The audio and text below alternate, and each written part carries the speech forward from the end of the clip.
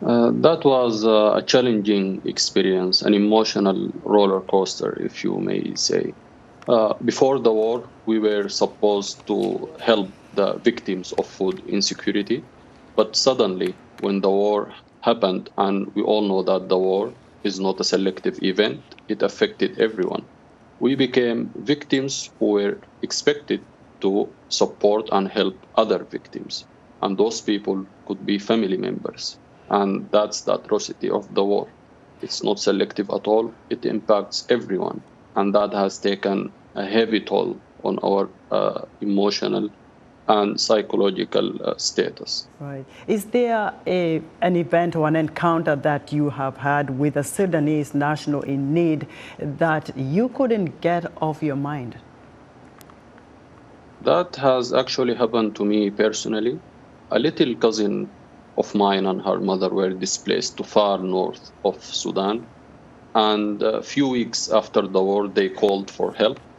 But sadly, there were other locations who were severely food insecure. And me personally, I couldn't reach out for anyone to assist me in this because, as I've said, war has impacted all of us.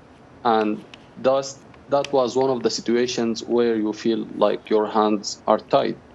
And especially when it's about a very close family member who's in need and you are working for an organization that supports people, but still war has impacted a huge number of people.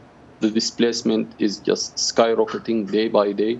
Children, mothers, everyone is being impacted, and we cannot reach out to them. So, Mohamed, what kind of conversations do you have with your colleagues going through similar experiences, and where do you turn to for solace, for counseling? Well, while it might seem depressing if anyone hear the colleagues speaking to each other, but it's actually helping a lot. And that's because most of the conversation is about a family member who got detained, someone who got killed, or someone who got robbed or harassed by any of the conflicting parties.